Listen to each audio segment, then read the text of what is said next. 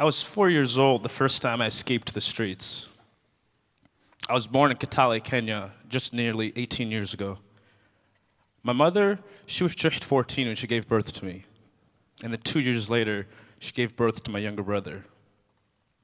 Around the age of 4, I realized that life at home wasn't good. It was dangerous, in fact. It was unfair, it was broken. And so I just figured I was better off on my own. I remember the first time I escaped the streets. I went to the streets, and unfortunately, I was caught by a family friend, and he brought me back. And waiting for me in the village was my mother. Now, she was never really around that much, but on this particular day, she was home, and she beat me with a leather whip. I still have scars on my back just to remind me of the pain. This wouldn't be the first time, though, that I went to the streets. I just kept going. The abuse, the hunger, the pain, and the betrayal, all this kept me going to the streets. And for me, coping with this pain, I took up sniffing glue. Glue made me feel like everything would be okay. Because life on the streets, it's not easy. Being as young as I was, I often found myself as the target of either physical or even sexual abuse by the older street kids. While I was there, I actually did make friends with the man who owned this restaurant. And what would happen is, on some days when the restaurant would close, I'd go to the back, he'd give me some leftovers, I would eat a little bit of it, and then I'd walk the rest back to the village for my younger brother.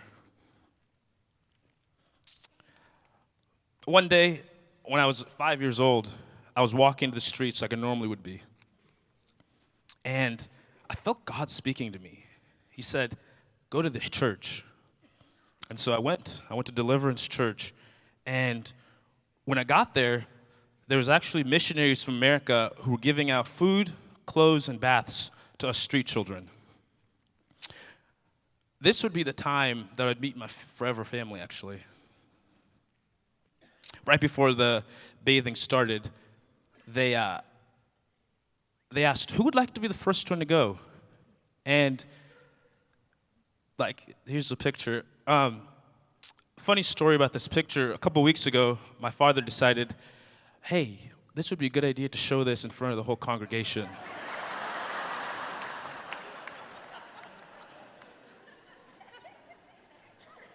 So I'm going to have to find a way to get him back.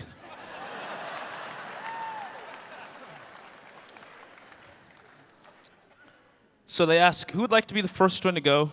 And me, being the competitive person I was then, and I am still today, decided to go first. After they bathed me, there wasn't any towels left over. And so my future mother did the best thing she could do. She just wrapped me up and tried to dry me off with her shirt. Later that night, they invited me to go over to the place they were staying. And I walk into this room, there's lots of people sitting in there, and I walk right in, and I sit on the lap of the person that'd be my future father. I just felt this connection with him. Later that night, my future mother and brothers all were talking, and they told each other, guys, I'm getting this feeling that we need to adopt this kid. I'm feeling God's telling us we need to adopt him. The next morning, they called back to the U.S. because my sister Erica, she was sick and wasn't able to make it out on the trip. And they hadn't told her anything. She goes, guys, I have something crazy to tell you. Last night, I had this dream that you guys were bringing me back a brother named Derek.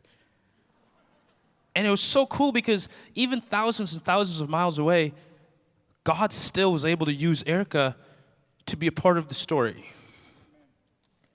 They couldn't take me to America right away, and they weren't going to send me back to the streets. And so they tried to look around for places they could send me. And not very many places would take me. But they found this place called Tumaini, which means hope. It was an orphanage. They'd been told, hey, this is a great place, you should take him. Later on, they did learn that some things happened to me while I was at Tumaini. Things that I'm not going to go into detail, but let's just say I am still dealing with some of the stuff that happened then. For me, life in Kenya could be described as hard and helpful. No kid wants to be left alone to care for his younger brother at the age of 4.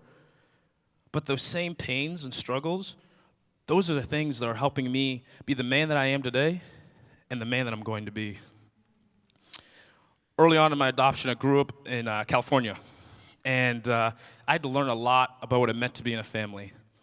I didn't understand how to give or even receive love. What I think started all this for me was trust. I felt like I trusted my parents in a lot of areas, except for the area of parenting my little brother. I'd been a parent to him almost my whole life, and I felt like I was the one that I needed to care for him. This is where a lot of the friction arose with me and my parents. But I remember the day when I said, I trust you guys. I want you guys to care for my little brother. I want you guys to care for me. And I felt like this burden was taken off of me. I felt like I didn't need to go be a parent. I felt like I could be a kid. And after I'd learned that, they actually helped me to learn to be a kid. Early on, they had to teach me how to play, how to go make friends, because I'd been used to being a parent. And once I let go of that, I could just be free. If I could leave you guys here with 2 things, I'd say to help your child to appreciate their new culture. I love the U.S. I love America. We lived in California. It's a beautiful place. I love Washington. So many beautiful things up here, the trees. I love it all. And I love the education I get. I love my friends at school. That's all great. Here in November, actually, I get to vote. A little scary, but I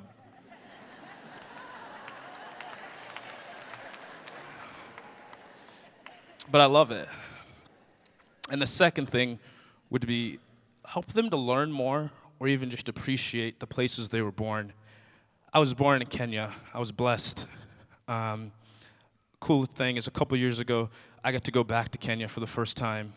And I got to see people that I would see when I lived there. Here's a picture of me and my friend John. Things like this were just really emotional. But I'd say the thing that really got me the most was meeting my birth family. This was hard. I didn't know what to do, but I really felt that God really used this moment because it was an important moment. I needed to go talk to them and see what happened. And then just after that, I was having a conversation with someone, and they looked at me and said, "Hey, you're not going to forget us when you go to America, will you?" I looked at them and said, "I love America. I really do. It's beautiful. But guess what? Kenya is a part of me. No matter what I do, I can't take that away. Kenya will always be in my heart." And as I sit here at the age of 17 and look back, I realize God has written such a beautiful adoption story for me. And the cool thing is, He's also written beautiful adoption stories for your kids. And God's going to use this in huge ways. But the awesome part about it is our stories aren't finished. Thank you.